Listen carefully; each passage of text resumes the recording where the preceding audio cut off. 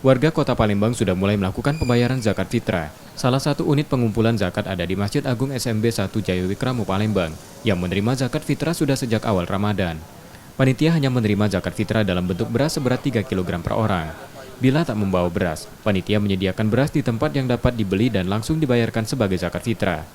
Dibanding tahun lalu, penerimaan zakat fitrah di masjid ini menurun. Penyebabnya sebagian pembayaran zakat fitrah di Masjid Agung Palembang adalah pemudik dari luar kota. Adanya PSBB dan larangan mudik, penerimaan zakat fitrah turut berkurang dan hanya berasal dari warga setempat. Kalau untuk zakat fitrah hampir sama ya, tapi ada sedikit penurunan sedikit.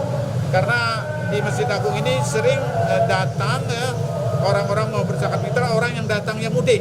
Nah sekarang karena orang-orang yang mudik itu sudah tidak ada lagi lah, jarang sekali ya, hampir tidak ada ya. Kita sampai saat ini tidak melihat orang-orang yang datang dari luar kota yang menyalurkan zakat fitrah. Hampir rata-rata orang-orang dalam kota ini.